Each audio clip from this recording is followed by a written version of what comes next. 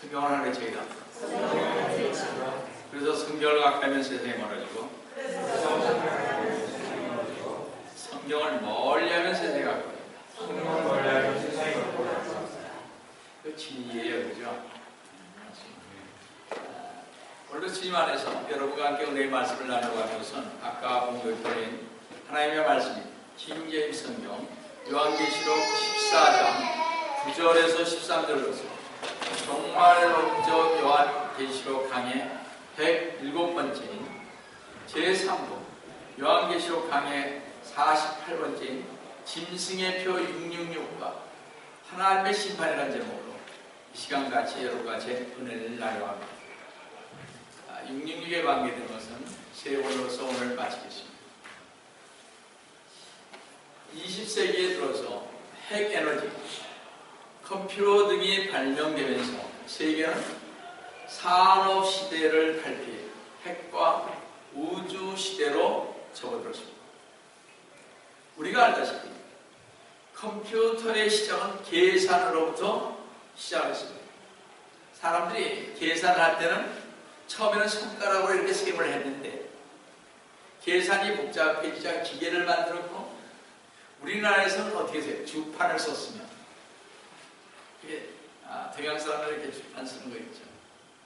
서양에서는 1642년 파스칼에 의해 만들어진 기계식 계산기가 나오게 됐습니다.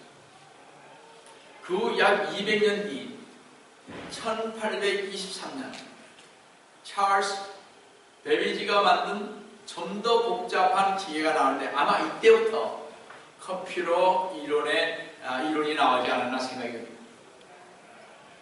그리고 1946년에 최초의 컴퓨터 ENIAC이 나왔는데 펜실바니아 대학에서 만든 제1세대 컴퓨터로 진공관을 사용했습니다. 우리 옛날 사람들은 진공관을 압니다. 이렇게 큰 거 있습니다. 진공관. 이 ENIAC 컴퓨터는 18,000개의 진공관에 길이 30m, 30톤의 무게인 이 공룡 컴퓨터를 수용하기 위해 40평 약 1,500스퀘어피트 정도의 큰 공간이 필요했던 것입니다. 초기의 컴퓨터는 레이더에서 얻은 정보를 가지고 육군의 대공포와 해군의 함포 지원 사격에 정보를 제공해 주는 것으로 진공관을 사용하는 제1세대 컴퓨터였습니다. 저는 30-40년 전인 1960년에서 70년대 TV에 브라운관과 진공관을 사용했던 것을 압니다. 우리 브라운관 사용한 것은 얼마 안 됐죠, 그죠? 안 하죠. 이게 배 붙는 좀 필요. 그 뒤 진공관 대신에 사용할 수 있는 작은 트랜지스터 발명을 트랜지스터를 이용하여 진공관보다 성능도 빠르고 공간도 적으며 에너지도 적게 드는 제2세대 컴퓨터가 나왔습니다. 제가 맨 처음에 미국 가서 TV 브라운관 고쳤을 때 그 기계가 있습니다. 그거 제가 잘 알아요. 이 진공관이 그리 트랜지스터를 1000개 내지 10,000개 정도를 직접 시켜서 만든 직접 회로 요즘 아이스회로라고 그러죠. 인칩이 나오면서 좀 더 성능도 좋고 부피도 적고 에너지도 적게 드는 제3세대 컴퓨터가 나왔습니다. 그 뒤 직접 회로 이후에 초직접 회로라는 LSI라는 말 들어보셨죠? DLSI 이렇게 여하튼 라고 하는 부품이 발명되면서 획기적인 것으로서 초직접 회로인 컴퓨터가 나오는데 지금 우리가 사용하고 있는 PC가 만들어졌는데 퍼스널 컴퓨터가 만들어졌는데 이것을 제4세대 컴퓨터라고 합니다. 이 4세대 컴퓨터를 정리해보면 슈퍼컴퓨터, 대형 컴퓨터, 중형 컴퓨터와 스티브 잡스에 의해 1976년 애플 1이 최초로 나온 이후 1977년 애플 2로서 개인용 컴퓨터가 나왔는데 지금은 뭐예요? 데스크탑과 노트북이라는 네 탑이 있습니다. 워크 스테이지라는 그래픽 멀티미디어에 많이 사용하는 컴퓨터가 나왔습니다. 이렇게 계속 발전해온 컴퓨터는 지금에 와서는 생체 칩을 사용하여 5세대 컴퓨터까지 개발하고 있습니다. 제5세대 컴퓨터는 인공지능을 갖추고 있어 사람처럼 스스로 생각하고 논리적으로 추리할 수 있는 기능을 가진 컴퓨터를 말하는 것입니다. 이번에 봤죠? 우리 바둑하고 바둑tun가하고 이렇게 하는 거. 대단하지 않습니까? 컴퓨터 과학자들은요, 앞으로 보고, 듣고, 냄새 맡고, 맛을 알고, 촉감을 느낄 수 있는 사람의 5가지 감각 기능에서부터 일상 언어로 사람과 대화하고, 지금 중국에서 사람과 대화하죠. 정말 예쁜 여자들. 근데 그렇게 만들고서는 어떻게 대화합니다. 말 잘해요. 자, 대화하고 심지어는 부부 생활까지 가능한 사람의 뇌와 같이 축적된 정보를 바탕으로 지식을 쌓아 이로부터 추리해서 판단하는 능력을 가진 획기적인 컴퓨터가 머지않아 나오는 것입니다. 이제 컴퓨터도 사람과 같이 공부를 하고 지식을 쌓아갈 수도 있게 될 날이 그리 멀지 않았습니다. 앞으로 제가 봤을 때는 한 5년이면 될 것 같습니다. 이같이 5세대 컴퓨터가 실용화되면 사람이 하던 모든 일은 앞으로 컴퓨터가 하게 될 것입니다.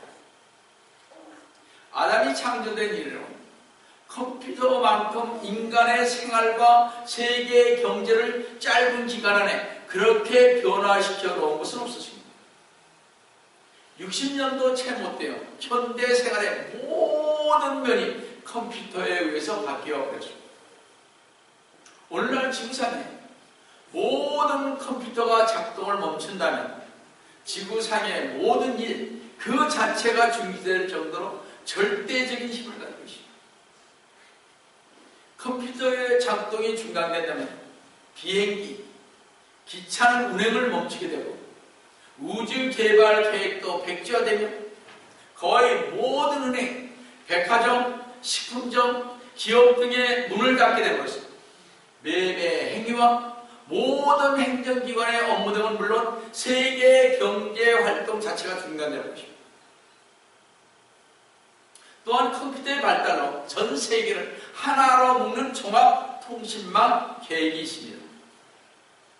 요즘번에 말씀드렸죠. 슈퍼컴퓨터를 벨기움과 네덜란드와 또 어디 미국에 이렇게 해서 지금 3대가 있는데 4대를 또 만들고 있습니다. 지구상에 어떤 A라는 지역에서 B라는 지역으로 정보를 전달할 때는 인공위성을 전달하는 방법과 광통신을 이용해서 보내요. 광통신 알죠? 옵티컬 케이블, 그렇죠? 이용해서 보내는데 이때 인공위성이나 광통신을 빨리 혹은 느리게 조작할 수도 있고 필요에 따라 정보를 다른 곳으로 빼돌릴 수도 있습니다. 여러분 거 다 빼돌릴 수 있어요.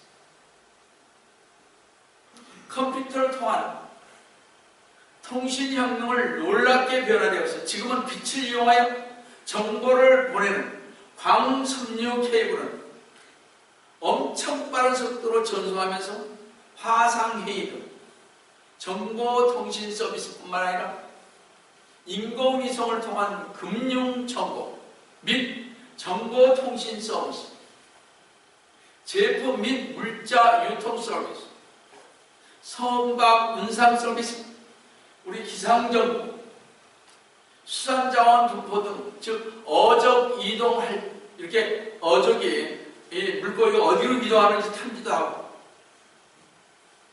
추적을 정보를 하고 기술 정보 등 각종 정보 통치를 필요한 것에 신속, 정확하고 싼 값에 제공하고 있는 것을 봅니다. 또 한국, 일본, 미국 등 태평양 연안국을 연결하는 해저 케이블이 완성되면 국제가 주식, 물가 정보, 신문 잡지, 은행 융자 등 일상생활의 세세한 부분까지 컴퓨터와 연결되어 정보 폭주 시대에 살고 있게 될 것입니다.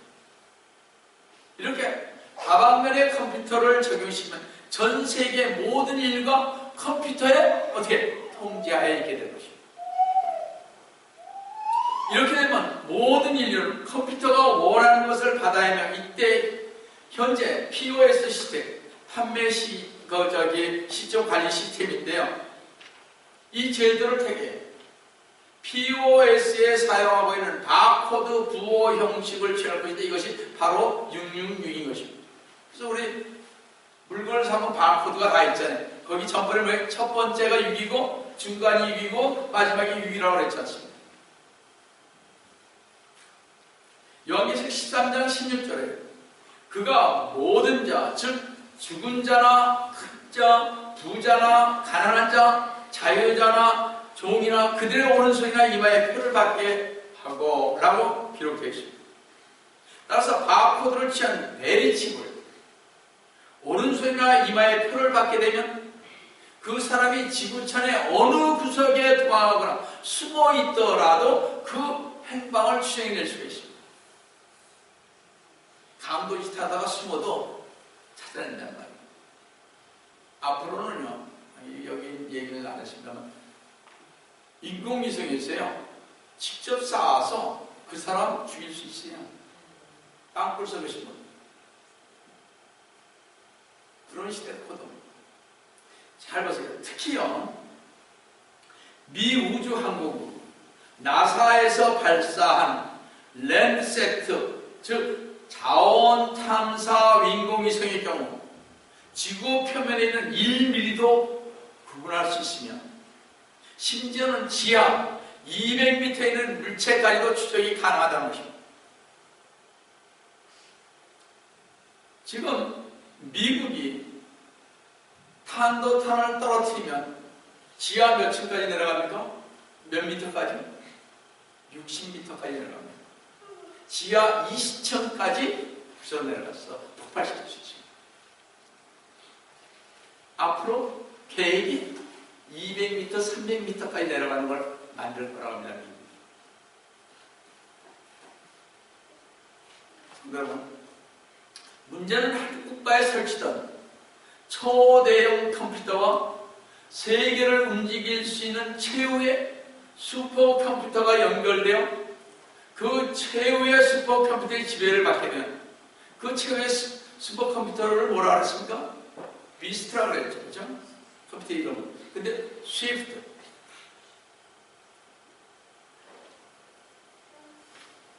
그러니까 한 사람이 이것을 장악하게 되면요, 한 사람이 모든 세계의 사람들을 마음대로 조종할 수가 있다.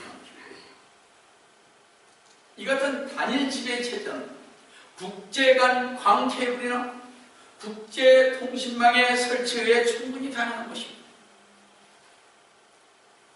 최첨단의 유전공학자와 전자공학자들은 결국 이러한 제5세대 컴퓨터를 만들어낼 것입니다. 제5세대 컴퓨터의 등장은 곧 현실로 다가설 것입니다. 분명히 5년 안에 됩니다. 모든 것은. 이제 제5세대 컴퓨터도 적그리스도와 똑같은 짐승을 만들어 짐승의 형상에게 경배하라고 말할 것입니다. 계시록 13장 15절에 보시면 또 그가 거짓 선지자가 짐승의 형상에게 생명을 주는 권세를 받아 그 짐승의 형상으로 말도 하게 하고 그 짐승의 형상에 경배하지 않는 자는 다 죽이도록 하라 했듯이 세계 독재자인 적그리스도는 세상 사람들로 하여금 짐승의 표 666을 받게 하고 이 표를 받지 않는 사람은 살아있다 해도 모든 활동에서 죽은 자와 같이 될 것입니다.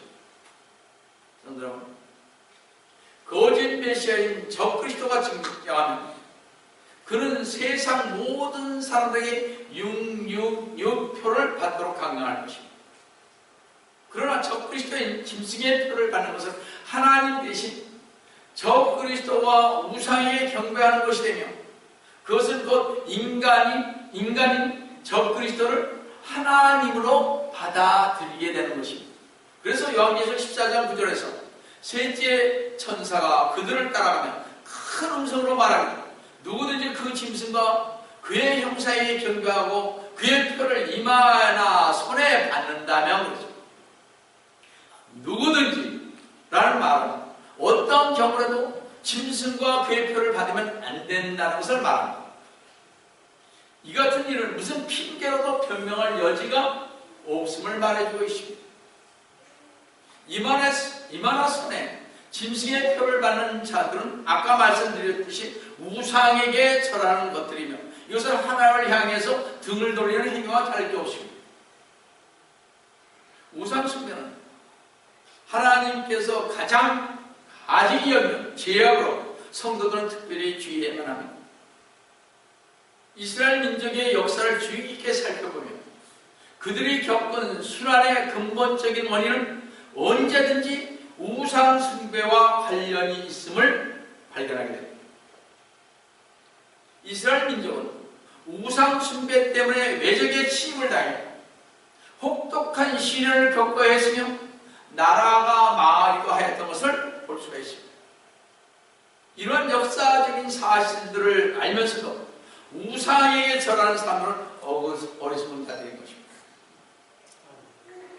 성도들은 어떠한 형태의 우상이든지 이를 멀리하고 하나님 제지 오직 예수 그리스도님만 의지하고 살아야 할 것입니다. 이렇게 이마나 손에 짐승의 표를 받는다는 것은 신앙의 변질을 의미하며 배신자의 길을 가는 것입니다. 이 마지막 시대는 신앙의 변절자들이 많이 나오게 되는데, 이것은 영적 분별력이 없기에 옳은 판단을 못하고 이 말을 들으면 이것이 옳고 옳은 것도 같고 저 말을 들으면 저것이 옳은 것 같은 생각이 들게 자기 좋은 대로 쫓아가는 것입니다. 자기 생각대로 쫓아가. 이 말 들으면 아 그래 이 말이 맞는 것 같아 하면서 쫓아간다는 얘기예요. 그래서 여러분 스테판 집사처럼 엘리사의 종 게하시처럼 눈이 열려야 바른 신앙을 쫓아가게 되는 것입니다. 영적 눈이 열린 성도는 하나님께서 오라고 하신 십자가의 길을 걷기에 짐승의 표를 받지 않냐고 하나님의 인을 받고 갑니다. 따라서 주의 이름을 아무리 많이 부를지라도 하나님의 인이 없는 사람은 하나님의 소유로 할 수 없습니다. 하나님께서는 이들에게 피할 수 없는 심판을 내리실 것입니다. 다같이 계시록 14장 10절을 보시면 그 역시 하나님의 진로의 포도주를 마시게 되니 그것은 그의 진로의 전에 혼합하지 않고 부은 것이며 또 그 사람은 거룩한 천사들의 면전과 어린 양의 면전에서 불과 유황으로 고통을 받으며 하나님의 진로의 포도주를 마시게 되는 것에 대한 언급은 우상에게 경배한 사람들이 주님의 진로의 심판을 피할 수 없음을 말합니다. 이 진로의 포도주자는 주 예수 그리스도님께서 어떻게 했어요? 겟세마네 동상에서 마시기를 원치 않았던 것 같은 잔입니다. 성경은 이 잔이 하나님의 진로의 포도주로 부어진 것임을 이사야 51장 17절에서 분명히 말씀하고 계십니다. 주의 손에 있는 그의 분노의 잔을 마신 오 예루살렘아 깨어라 깨어라 일어서라 내가 비틀거리게 하는 잔의 찌꺼에 취했으며 이것을 완전히 짜내 마셨다. 이것은 죄에 대한 하나님의 진로이며 심판입니다. 이것은 주 예수 그리스도님께서 지나가게 해달라고 기도했으나 주님께서 인간들을 대신해 죄인의 자리에 서기 위해 마셔야 했던 잔인 것입니다. 사람은 환난 때 생계의 유지를 하기 위해 짐승의 표를 받을 것이며 짐승인 적 그리스도에게 경배하거나 짐승의 표를 받는 사람은 확실히 지옥에 가게 될 것입니다. 우상에 절한 자들이 겪게 되는 불과 유황의 고난은 지옥의 형벌을 가리킵니다. 지옥은 구체적으로 실존하는 장소이면서도 우리의 눈으로 볼 수 없고 현대 과학으로도 입지 불가능하기 때문에 많은 사람들이 이에 대해 특별한 관심을 보이고 있지 않습니다. 그러나 모든 사람이 가장 두려워하고 가지 말아야 할 것은 지옥입니다. 마지막 시대를 사는 우리는 매매의 수단인데 짐승의 표를 받으면 안 되는 것입니다. 그러므로 바코드를 사용한 베리칩, 지금 많이들 베리칩 하는데 베리칩을 받으면 아니 되는 것입니다. 베리칩을 받아도 된다고 하는 그리스도에 인도하는 자만 심판을 받는 것이 아니고 베리칩이 파지티브 아이들을 받아도 된다고 하는 사람들의 인도함을 받고 따르며 경배하는 표 받는 자도 하나님의 심판을 받게 된다는 것을 명심하시기 바랍니다. 그래서 마지막 때를 사는 성도들은 영적 분별력이 있습니다.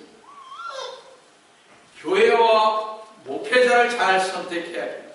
방향을 잘못 잡으면 평생 후회하는 삶을 지옥에서 살게 될 것입니다. 아무리 여러분이 잘 믿고 잘했어도 베리칩 받으시면 끝납니다. 제가 지난 2번의 설교에서 말씀드렸죠. 절대 받으시면 안 됩니다.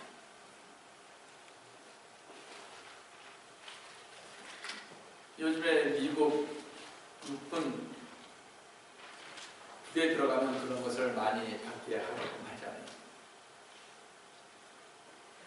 선동은 하나님과 어린 양이신 주 예수 그리스도에게 인도함을 받는 성도는 짐승인 적 그리스도에게 핍박을 받으며 마귀와 짐승에게 인도받으면 하나님의 진로의 포도주를 마시게 된다는 사실을 꼭 아셔야 하는 것입니다. 하나님과 어린 양이신 주 예수 그리스도님에게 인도함을 받는 성도는 짐승인 적 그리스도에게 순교를 당하고 천국과 부활과 영생을 얻게 되지만 마귀와 짐승인 적 그리스도를 따르면 하나님의 심판을 받게 되어 지옥과 사망과 영원히 멸망할 것입니다. 그러므로 분별력이 없이 방심하고 게을러서 하나님의 예언의 말씀을 주의 깊게 보지도 않고 또한 하나님의 계시의 말씀을 귀담아 듣지 않고 방종적인 생활하다가 종말에는 지옥에 들어가게 되는 것입니다. 지옥의 형벌에 떨어진 사람들은 영원토록 고난을 당하여 밤낮 힘을 얻지 못할 것입니다. 요한계시록 14장 11절을 보십시오. 그 고통의 연기가 영원 무궁토록 올라가요. 그 짐승과 그의 형상에게 경배하고 그의 이름의 표를 받는 자는 누구든지 밤낮 힘을 얻지 못하려. 지옥에 형벌에 떨어진 사람들은 거룩한 천사들과 주 예수 그리스도님 앞에서 불과 유황으로 고통을 받는데 그 고통의 연기가 어떻다고 영원 무궁토록 올라갔다는 것입니다.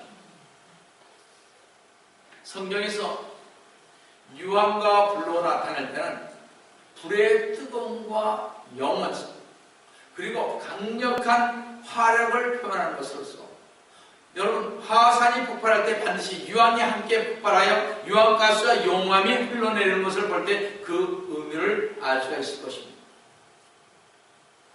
주 예수 그리스도님의 이름으로 제 사함을 받지 못하고 교황을 섬기는 가톨릭 교도들, 이교도들, 거짓 기독교 종교인들이 불과 유황으로 타는 지옥 불못에 던져져 영원한 형벌을 받게 될 것입니다. 그리고 그 지옥의 고통의 연기는 영원 무궁토록 올라갈 것인데 왜냐하면 지옥불은 결코 꺼지지 않는 불이라고 마태복음 3장 12절 마지막을 보시면 쭉정이는 꺼지지 않는 불로 태우라 했습니다.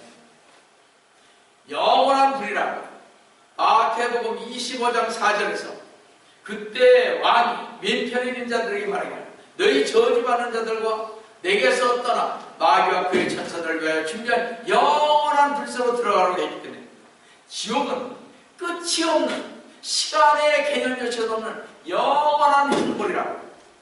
마태복음 25장 46절에 보시면 그러므로 이들은 영원한 형벌에 들어갈 것이다. 그러나 의인들은 뭐라고 해요? 영원한 생명으로 들어가리라 했습니다. 우리는 영원한 생명으로 들어가죠. 믿지 않는 자들은 어떻게? 영원한 지옥으로 가는 것입니다. 이게 다른 거예요. 뭐 세상 사람들이 뭐 여기서 잘 살든 알든 우리는 관계없어요. 그죠? 그렇지만 그들을 위해서 우리는 전도해야죠. 불쌍하니까. 근데 여러분들 집을 이렇게 잘 믿었어도 받으시면 돼요? 안 돼요? 안 돼요.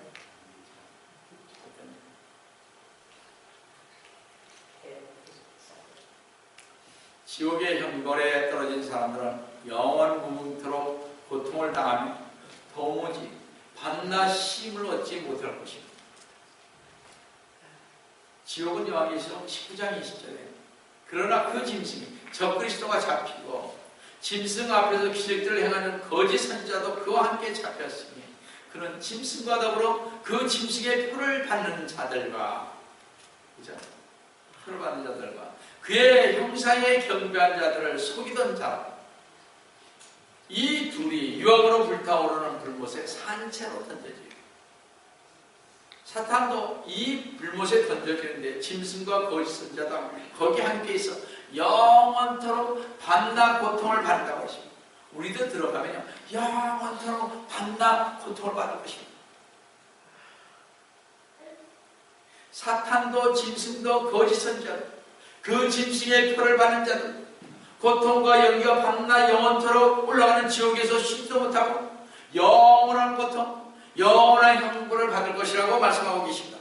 성도 여러분, 지옥은 참으로 있습니다. 그러니 누가복음 12장 4, 5절의 말씀을 귀담아 들으시기를 바랍니다. 여호와 증인들은 지옥이 있다고 그래요? 없다고 그래요? 네, 없다고 그래요. 그러니까 그들은 전부 다 지옥 가고 그렇죠? 그러니까 지옥 가보면 알지 않은 거죠. 우리가 아무리 전도해도 말을 안 듣는. 잘 보세요. 내가 내 친구들이 너에게 말하노니 몸을 죽이고 난 후 더 이상 아무 일도 할 수 없는 자들을 두려워하지 말라. 그죠? 몸 죽이는 거 가지고 두려워하지 마세요. 순교당한다고 두려워하지 말라는 거예요. 지금 내 몸을 죽여도 5절에 그러나 너희가 누구를 두려워야 하는지 보여주리라. 죽은 후에 지옥에 던져놓는 권세를 가진 그분을 두려워하라. 누구를 두려워야 돼? 네, 주님을 두려워야 돼.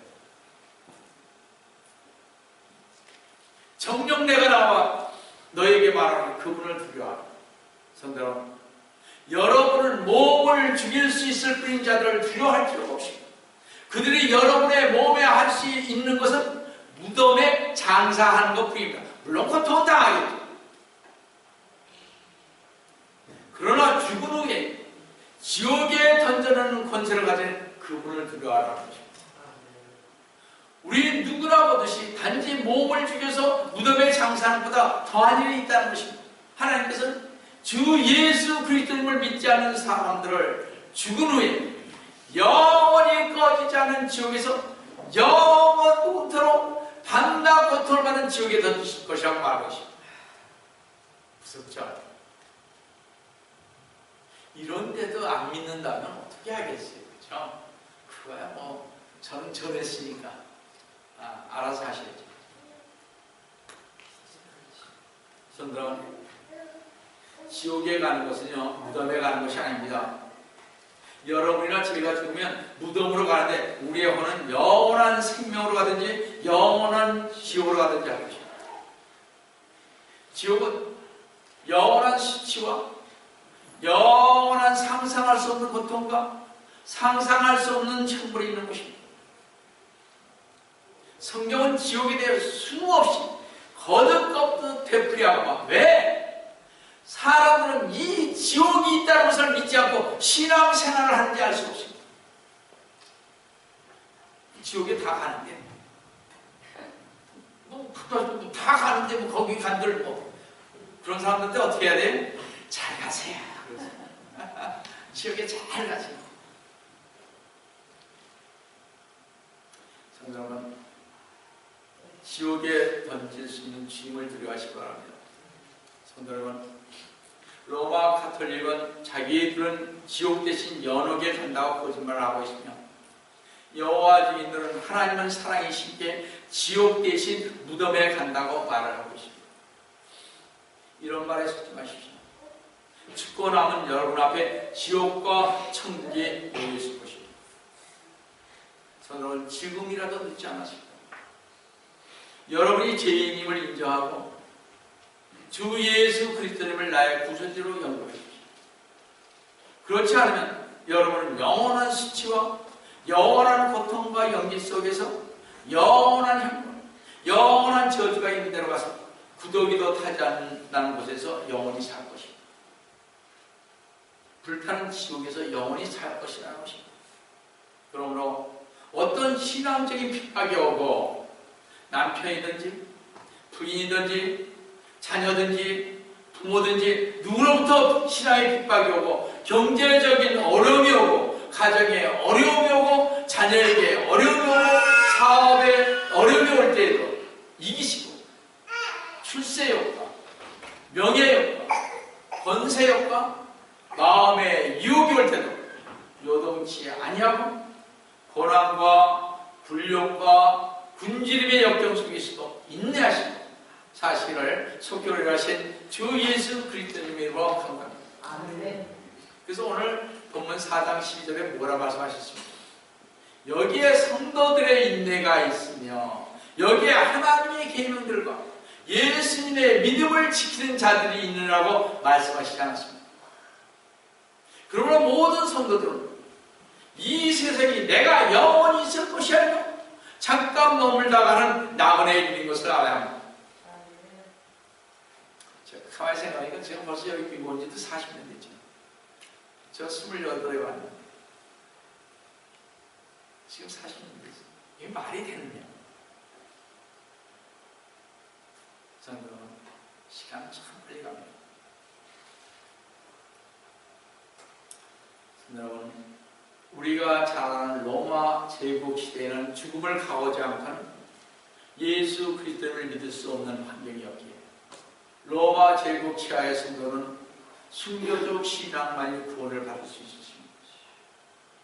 주 예수 그리스도님을 믿고 구원을 받은 사람들은 누구나 목 잘려 죽거나 사자박이 되거나 화형에 처해졌기 때문에 그때로부터 지금까지 순교한 성도들에게 주 예수 그리스도님 안에서 죽은 자들은 복이 있다고 이렇게 위로하고 계십니다. 계시록 14장 13절 마지막 한 절 보겠습니다. 또 내가 하늘에서 나의 음성을 들었는데 나에게 말씀하시기를 기록하라. 이제부터 주 안에서 죽은 자들은 복이 있다. 성령께서 말씀하시니 이런 실로 그들은 자기들의 수고를 그치고 쉴 것이요 그들의 행위가 그들을 따를 것이라고 하십니다. 여러분의 행위가 어떤 거에 달렸습니다. 주님 안에서 힘을 갖고 싶습니다. 주 안에서 죽은 자들은 복이 있다라고 하신 것을 보면 얼마나 중요한지 기록하라고 하신 말씀을 보아 알 수가 있습니다. 이런 하나님께서 성도의 순교를 참으로 귀하게 두시기 때문입니다. 적그리스도에 대한 대화할 때 적그리스도가 육류표를 받으라고 강요할 때 표를 받든지 경배를 하든지 하면 안 되는 것입니다. 적그리스도의 표인 666을 받든지 경배를 하든지 해야지 그렇지 않으면 죽음을 당하게 될 것입니다. 순교할 각오를 하고 짐승의 표인 666을 받지 말아야 할 것입니다. 성도 여러분, 지금은 구원의 문이 활짝 열려있는 은혜의 시대이기 때문에 믿음 생활을 하는데 별 어려움은 없습니다. 그죠? 그러나 앞으로는 죽음을 각오하지 않으면 믿음 생활을 할 수 없는 그런 시대가 반드시 온다는 사실을 아시면서 믿음 생활을 굳건히 하시면서 사시기 바랍니다. 헛된 인생 살다가 의미 없는 죽는 자들이 되지 마시고 주님 안에서 믿음을 지키시다. 주 예수 그리스도님 안에서 죽는 복이 있는 사람이 다 되시기를 속히 오리라 하신 주 예수 그리스도님의 이름으로 축원드립니다. 사랑하는 하나님 아버지, 이제 현 시대에는 회리침이 나왔습니다. 주님, 이것으로 인해서 교회가 시끄럽습니다. 받아야 된다, 받으면 안 된다, 이렇게 양보를 하고 있습니다. 우리 주님께서 저희들을 사랑하여 주셔서 영적 눈이 뜨게 하여 주셔서 이 페리치 파지티브 아이디를 받지 않도록 주님께서 붙잡아 주시면 감사드립니다. 주님, 저희들 꼭 붙잡아 주셔서 저희 자손들에게 또 저를 아는 모든 사람들에게도 666을 받지 말라고, 별침을 받지 말라고 강력하게 전하는 우리 성도들이 될 수 있도록 주님 역사해 주시기를 원합니다. 오늘도 주님께서 저희와 함께 해주심을 감사하며 주의 성 받도록 하는 기도 중